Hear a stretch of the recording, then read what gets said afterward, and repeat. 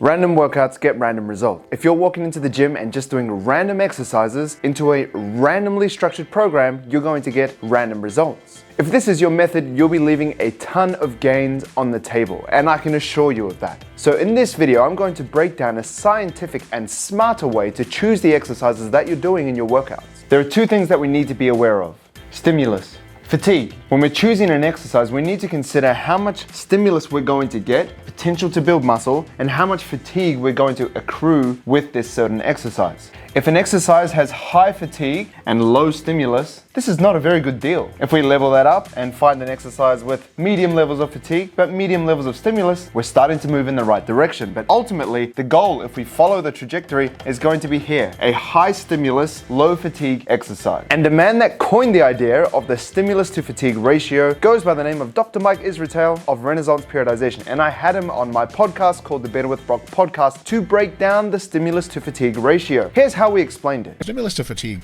ratio isn't some kind of big discovery or invention of mine, because it's just a modification of the cost-benefit formula from like economics or just home economics. You know, just like being a human being. You're like if some this is a terrible analogy. Is it okay if I say something something a little racy? Yeah. About later. Yeah, I'm like in agreement with the comments on YouTube. I think it's the best parts of your videos. Jeez. If you're, let's say you want to, like, you know, let's say you're single and you're chatting with a girl or a guy or whatever, it's 2023, right? And you're chatting with them in the DMs and they're like, why don't you come through and we'll hang out? You know, like, the benefit there, the stimulus is like, are you going to get happy, touchy fun times? The cost is like, well, it's like, how far do they live? Because, you know, if you're in Melbourne and someone, you know, on the other side of Melbourne is like, hey, you want to come through and do shit? You're like, yeah. Fatigue is going to be low. But if you're in Melbourne and someone's like, hey, come to Perth, I'll make it worth your while. Like, Perth, what is the stimulus? What exactly are we going to do? And if they're like have a list of like fun activities for like 3 days straight and they're a professional sex haver, you're like, all right, fine, I'll buy that plane ticket. You know what I mean? But like, you got to consider both, because that's how you do. The easier analogy, of course, is like food. If someone's like, hey, like, come get a burger at this burger bar, you're not just like, yes. Sometimes you're like, well, how much is it? How good is the burger? Because if they say like, the burgers aren't that great, but it's like $50, you're going to be like, dude, what? Why the fuck would I go?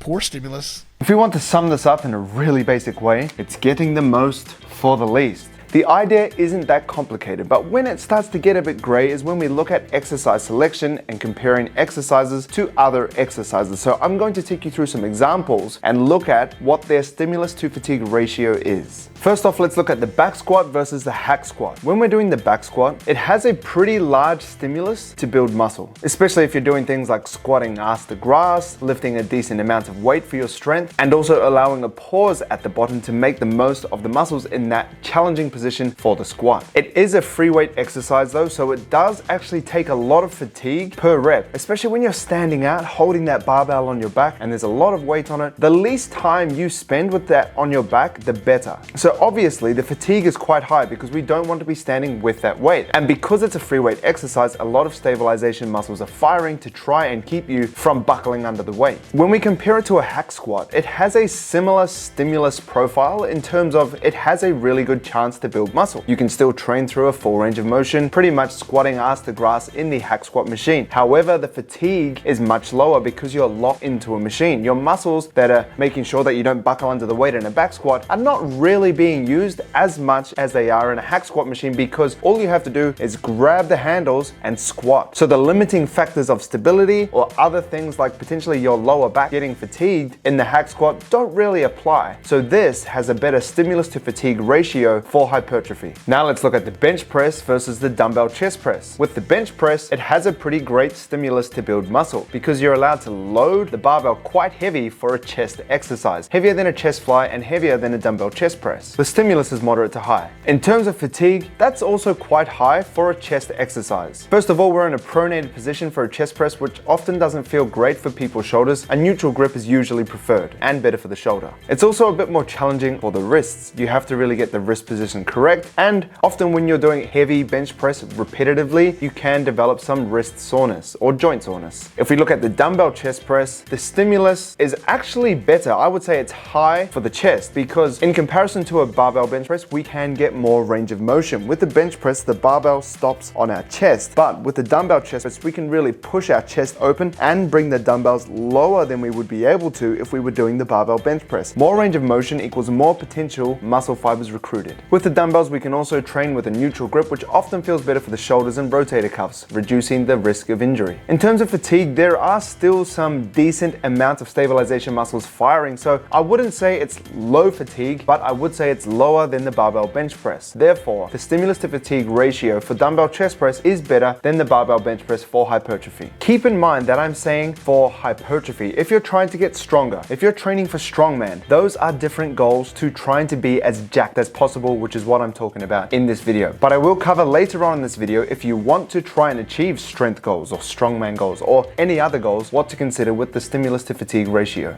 With the stimulus fatigue ratio, there are a few general rules that you can follow to improve an exercise's stimulus to fatigue ratio or think of different exercises that are going to be better or worse for your goal. The first thing you can do to improve your stimulus to fatigue ratio is use machines. In general, with a machine, you're using less stabilization muscles and you can focus on the target muscle doing its job, which is getting fatigued from the exercise that you're doing. They also have this benefit of being able to be taken safely close to failure. With free weight exercises, barbell back squat, barbell bench press, conventional deadlift, sumo deadlift, these exercises aren't very safe to take to complete muscular failure when you can't lift it anymore. That's when your injury risk goes very high. But when you're sitting on a machine like a leg extension, a leg curl, a chest press, a shoulder press machine, as soon as you reach muscular failure, it's very safe to just drop the weight or bring the weight down to the starting position. The injury risk is relatively low, and you can take your muscles really close to failure, which is great for building muscle. The second point is isolation exercises, and these are generally great options when you're looking at a high stimulus, low fatigue exercise. If you're doing a bicep curl, there's not much fatigue involved unless you're swinging your hips and then letting it down really fast. But if you're doing controlled bicep curls, the only real fatigue that you're going to have is potentially gripping the bar, but mostly your biceps are getting smashed. Same with leg extension. There's pretty low fatigue unless you have dodgy knees and it doesn't feel that great. But if you're a strong, healthy person and you're doing leg extension, you're feeling that straight in your quads and they are burning. Same thing with the lying leg curl, seated leg curl. Your hamstrings are on fire and not much else. When you compare that to a compound exercise like a barbell Romanian deadlift, you have to think of your lower back, you have to think of your grip strength, you have to think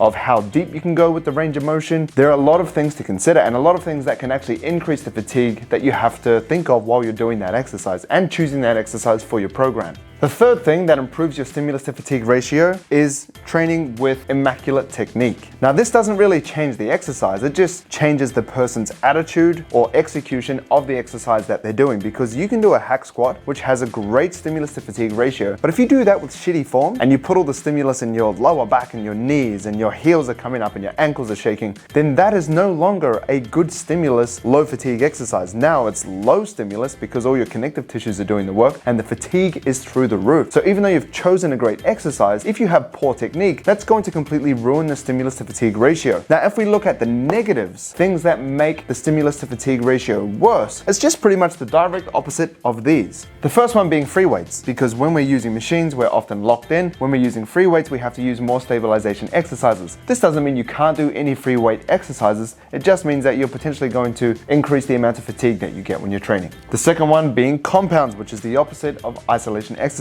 Once again, that doesn't mean you're not able to do compound exercises. It just means that if you do a ton of them in one day, you're going to get a massive hit of fatigue. So maybe you can reduce the amount, or you can sprinkle them in every now and then, or do them earlier in the workout to increase how much fatigue you can actually handle in that workout and throughout your program during the week. Lastly, the opposite to immaculate technique is ego lifting or lifting with bad form. Pretty much any exercise done with bad form, the stimulus is going to go down and the fatigue is going to go up, which is why I don't like like ego lifting, which is why I don't like cheat rep, because you're using other things like momentum, connective tissues, and ego to lift the weight as opposed to the target muscles, which is what we're here for, right? If your goal differs from trying to be as muscular as possible and it's trying to be as strong as possible, or trying to train for strongman like I talked about before, the stimulus to fatigue ratio still has validity. And even though if you're training for a powerlifting competition where you have to do squats, bench presses, and deadlifts, they are high stimulus but also high fatigue accumulating exercises, you can't just avoid them. You have to do them. It's your sport. But what you can do is know that it's high fatigue and adapt your programming to that. If you're training for powerlifting, you can't squat, bench press, and deadlift in the same session and do that 4 times per week. That's too much fatigue. You won't be able to recover from that. You won't be able to lift heavier weights from that. And week after week after week of following that program, your performance is actually going to drop as opposed to going up on a trajectory where you're getting stronger. So even though it doesn't change your exercise selection, it can help you determine how intelligently you program and how often you do those big 3 lifts. And there's no golden rules to the stimulus to fatigue ratio, and every person can handle different levels of fatigue depending on their age, depending on their sex, depending on if they're enhanced or not. So this is going to be a bit of trial and error, but you have the first step. You're aware of it. So you can understand if you're not lifting heavier weights than last week, and if you look back to 6 months ago and you're actually weaker than you were before and less muscular, you've probably got too much fatigue. You're doing too many compounds. You're doing too many big exercises that you can't actually get stronger. Or you could be on the other end where you're not actually training close enough to failure. So you're not getting enough stimulus to grow that muscle and to get stronger. There's 2 sides of the fence that you could be on. Not training hard enough and training too hard and not being able to recover. And the stimulus to fatigue ratio can help guide you in terms of what exercises to do and how often you can do those big energy sapping compound deadlifts that are super fun, and how often you need to be doing isolation exercises, and also how often you should be resting. A bonus tip with the stimulus to fatigue ratio is to do the big compound exercises that have high stimulus but also have high fatigue earlier on in your workout. When you're fresh in your workout, you have the most energy. You have the lowest amounts of fatigue. So if you do the exercises that cost you the most fatigue, and then as you progress through the workout, you do exercises that still have a great stimulus but lower on the fatigue, then your energy bar is going to be able to handle that workout. If you do it the other way around and start your exercises with bicep curls and triceps and then lateral raises, and then you're doing Y raises, and then you're finishing with big bench press and big overhead presses, you're not going to have the strength, you're not going to have the energy to lift heavier weights and apply progressive overload, which means you won't be able to get stronger, you won't be able to get as muscular as you could if you did it in an intelligent way.